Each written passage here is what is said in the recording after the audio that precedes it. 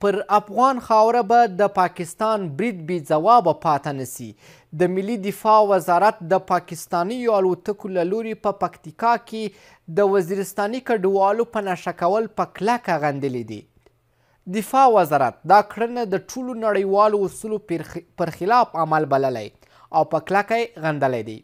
ملي دفاع وزارت وایي پاکستانی اړخ باید په دې پوه سي چې دغه ډول خپلسري عمل د هیڅ ستونزې حل نه دی.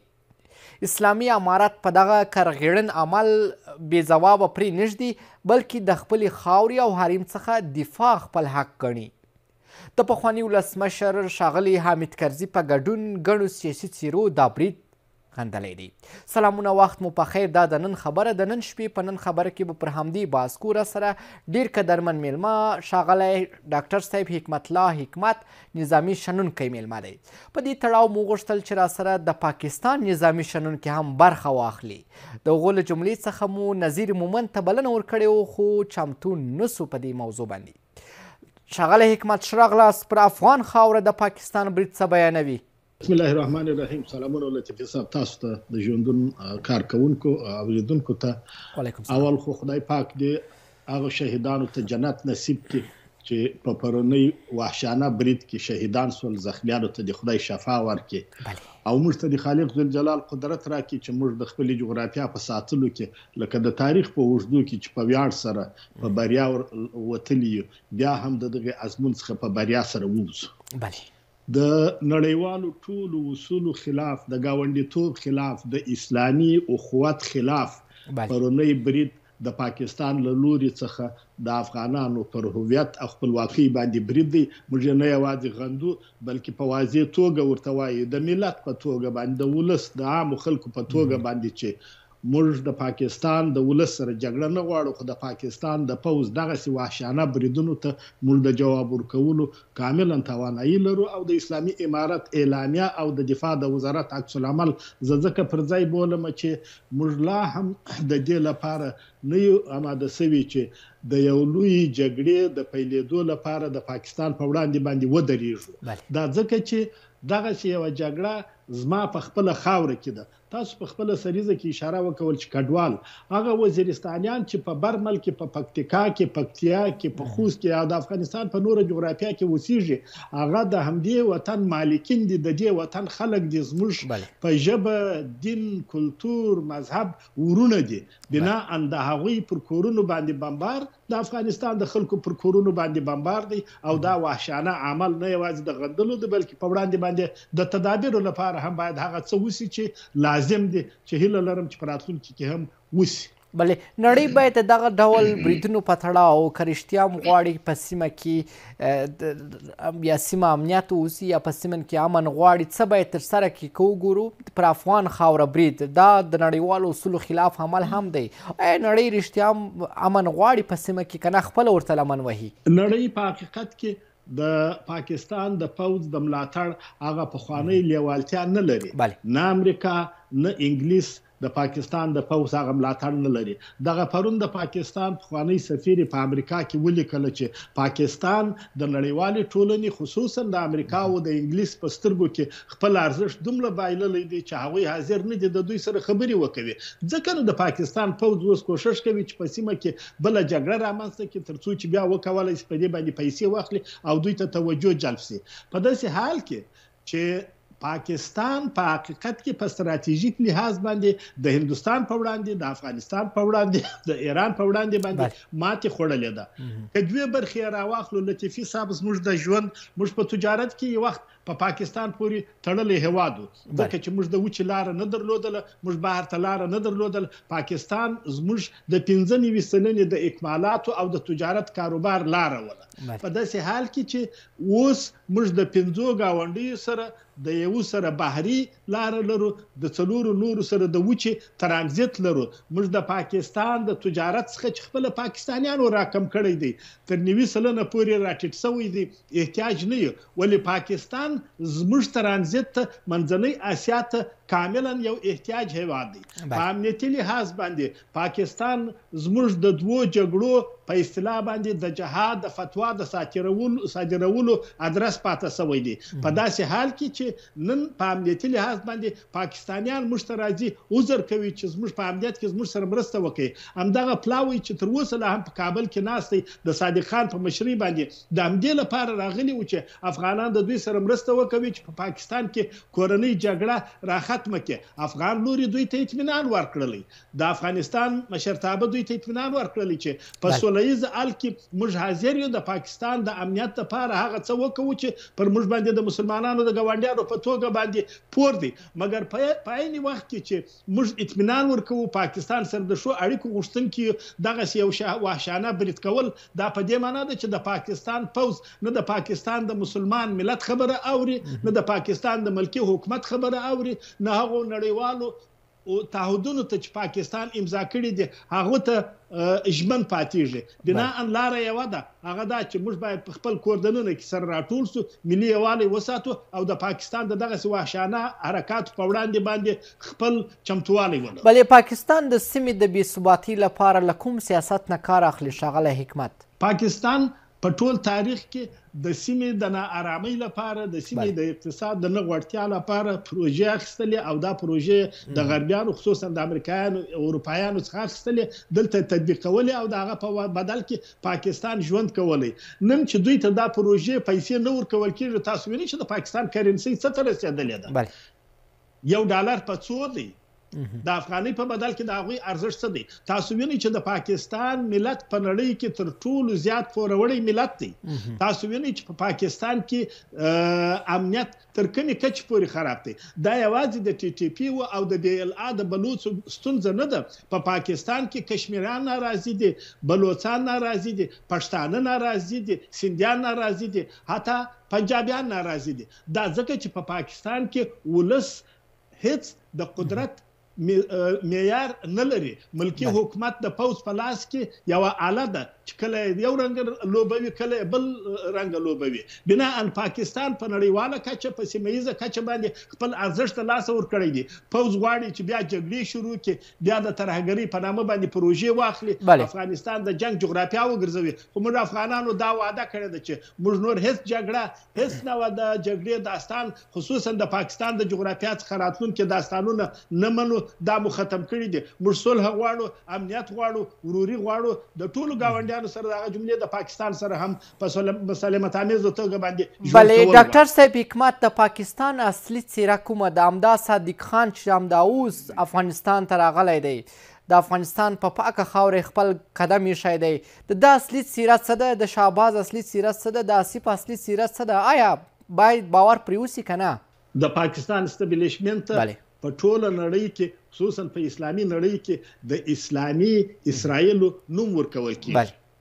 په منځني ختیځ کې اسرائیل او زموږ په سیمه کې د پاکستان استبلیشمنت دا هغه دوه شیطاني، طاغوتي، غیر اسلامي، غیر انساني ادرسونه دي چې د سیمو د وګړو د وژلو د ورانولو لپاره هغه څه چې اسرائیل په غزه کې کوي، پاکستانیان یې په پښتونخوا او بلوچستان کې کوي. هغه څه چې په اسرائیل د لبنان او سوریې په مقابل کې کوي، پاکستان یې د هندوستان او افغانستان او ایران په مقابل کې کوي. بناء د شیطان په چهره کې د پاکستان د اسلامي جمهوریت په نامه باندې استبلیشمنت د بشریت لپاره د سرطان دانه ده.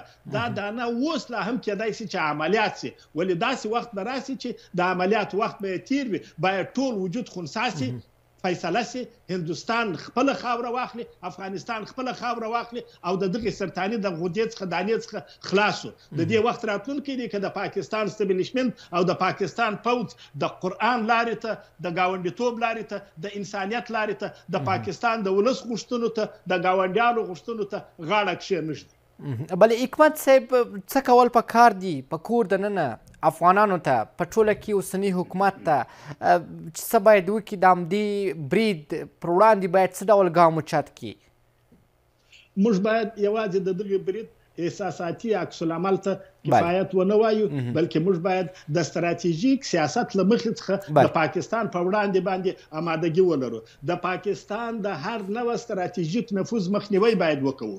لومړی غوښتنه مې د اسلامي امارت څخه دا ده چې د امیر المؤمنین په فرمان باندې د اردو ژبې کارول د افغانستان په رسمي دوایرو کې، د افغانستان په دینی مدرسو کې او د افغانستان په اجتماعي چاپیریال کې بنده کې. دا ژبه نه اسلامي ده، نه د افغانانو ژبه ده، نه د قرآن ژبه ده، نه د تخنیک او د علم ژبه ده. دا د شیطان ژبه ده. اردو باید بنده سي. دوم، زموږ ځوانان او دینی طلاب باید د ډیورند د کرښې هاخوا ته مدرسو ته نور ونه لیږل سي. موږ دلته کاملا ظرفیت لرو چې خپل ځوانان دلته تربیه کړو. په هغه مدرسو کې چې څوک روزل کیږي هر لسم نفر د ایس آی جاسوس راوځي او دا جاسوسان زموږ په هیواد کې د جګړو، د نفاق او د دغه نظام د راپرځولو لپاره کارول کیږي. بل خبره دا چې د پاکستان سره باید د بالمثل عمل لپاره موږ په ټول توان باندې کار وکړو. لومړی دا چې یووالی وساتو، د نظام ملاتړ وکړو او نظام مکلف دی چې هغه لارې چارې چې د دغه نظام د پرمختګ او د بقا لپاره کیږي. زه خپل دغه نننۍ چارواکو ته وایم چې که تاسو وایاست چې په سوریه کې دغسې یو جهادي ډله لکه تاسو قدرت ته ورسېدله، نو هغوی په درو اونیو کې د نړۍ سره تعامل وکولی. هغوی په درو اونیو کې د سوریایانو زړونه رانیول. مګر تاسو خو تر اوسه پورې د مور سره په جګړه اخته یاست. تاسو خو تر اوسه پورې خور په درو وهئ. که تاسو د سوریه د مسلمانانو غوندې مجاهدین یاست، مسلمانان یاست، د مکتبونو دروازې خلاص کړئ، د ښځو د کار اجازه ورته ورکړئ. نن په سوریه کې یوه وزیره مسلمانه وزیره د ښځه ده. په سوریه کې ټول پوهنتونونه خلاص دي. په سوریه کې ښځه هغه حق لري چې قرآن ورته ورکړی دی. مګر تا ولې پر بند کړی دی؟ دا خو د همدغه پاکستان د ایس آی دستور دی چې زما مېرمن به بې سواده یم او د خپل ولادت لپاره به د پنجاب و شفخانو ته ځي. دا کار تا کړی دی که په تا پنجاب کړی دی؟ د قرآن روی ته وګورئ. دا سلسله نور ختمه کړئ. په غیر له دې څخه د دغه نظام د سقوط عاملین بیا تاسو کېږئ که تاسو دغه سیاستونه وکړو. موږ باید تعامل ته ولاړ شو. موږ باید د نړۍ سیالان شو. موږ ملت د نړۍ سیالان یو، مګر په سیاست کې تر اوسه پورې دغه سیالي ځکه پاتې ده چې خپله همدغه نظام د ایس آی په دستور باندې هغه پرېکړې کړي دي چې تاسو د خارجي مؤسسو کار بندوئ. آیا د دغه ملت لپاره څه لرئ؟ تاسو لوږه نه وینئ، غربت نه وینئ، په دې هېواد کې څه تېرېږي؟ موږ په کومو قربانیو باندې د نننۍ امنیت او مسؤلیت ترلاسه کړی دی؟ تاسو ولې دا بیرته په غلطو سیاستونو باندې زموږ څخه اخلئ؟ پاکستان دې ته خوشحاله دی، مګر موږ افغانان دې ته بې حده خفه یو لطیفې صاحب چې ولې زموږ په هېواد کې هغه څه کېږي چې د نظام د تهدید او بیا په افغانستان کې د جګړې او د نفاق سبب کېږي. بناء د هغه کورني اصلاحات چې زموږ خپله دنده ده. ولې موږ افغانان یې د نظام څخه غواړو چې هغه څه وکوي چې د دغه نظام د بقا او د صفا لپاره اړین دي. بل ښاغلی حکمت، د صادق راتګ افغانستان ته او سمدستي په هماغه شپه برید کول څه بیانوي؟ په حقیقت کې خو د صادق خان سفر د همدغسې یو حالت د رامنځته کولو لپاره پلان سوی ولو. که صادق خان راغلی و چې افغانان او پاکستانیان د تجارت وکوي، بیا نو ولې دا برید؟ که صادق خان راغلی و چې د افغانانو ملاتړ وغواړي چې د پاکستان امنیت ښه کړي، نو د دغه ملاتړ اطمینان خو هم سراج الدین حقاني، هم مولوي متقي، هم مولوي کبیر او نورو مشرانو ورته ورکړی. مګر د دوی سره تر خبرو وروسته 6 ساعته دا وحشانه بمبار. بناء پاکستان چې کوم استازي رالیږلي دي دا بې صلاحیته دي، د ملکي حکومت استازي دي. د پاکستان اصلي خبره د پاکستان پوز کوي، ایس آی کوي. د هغوی سره موږ باید هغه څه وکړو چې هغوی په دې باندې قانع سي چې هغوی په سیمه کې یوازینی لوبغاړي نه دي. دوی موږ ته نور نه پیران را لیږلی سي، نه حضرتان را لیږلی سي، نه موږ د جهاد فتوا هلته ورکولی سي. موږ د یو اسلامي مجاهد خپلواک ملت په توګه باندې خپلې پرېکړې په کور دننه کې وو. پاکستان ته ضرورت نه لرو. که پاکستان موږ ته ضرورت لري په تجارت او امنیت کې، بیا د صادقانه راسي د صادق پر ځای دی دغه لوی درستیز راسي افغانانو څخه دې غوښتنه وکوي چې افغانان د دوی سره مرسته وکوي. په غیر له دې څخه پاکستان زموږ سره دښمني پالي، موږ باید دښمنۍ ته آمادګي ولرو. ولې د هوایي حریم د کنټرول لپاره حکمت صاحب څه مسؤلیت لري اوسنی حکومت؟ ما پخوا غږ کړی ولو شخصا پر دفاع پر وزیر باندې چې د افغانستان د پوز هغه صنفونه چې ته نه لري هغه تکمیل کړه. دا صنفونه امریکایانو زموږ څخه د پاکستان په غوښتنه اخیستي دي. که تاسو اوس هم د پاکستان د ستراتیژیک سیاست هم پر ځان باندې نه منئ، نو د توپچي، د دافع هوا، د توغندیو د تعرضي تیارو لپاره زموږ افغانانو وروستۍ افغانۍ راڅخه واخلي، سوال به وکړو، موږ به مرسته در سره وکړو. دا صنفونه باید فعال شي. او که تاسو د پاکستان د سیاست عمق تطبیق کوئ، توپچي نه لرئ، ټانک نه لرئ، دافع هوا نه لرئ، رادار نه لرئ، بیا خو نو تاسو د پاکستان د سیاست استازي یاست. تاسو به په تاریخ کې د خدای په وړاندې باندې او د دغه ملت په وړاندې باندې جوابګوی واوسئ. سره موږ باید داسې پوځ ولرو چې په موډرنه سلا باندې موږ باید په خپل پوځ کې د اوس لپاره د بې پیلوټو تخنیک وکاروو، ځوان نسل تربیه کړو، هندوستان ته ولېږو، روسیې چین ته ولېږو چې تربیه شي. زموږ د بې پیلوټو لپاره باید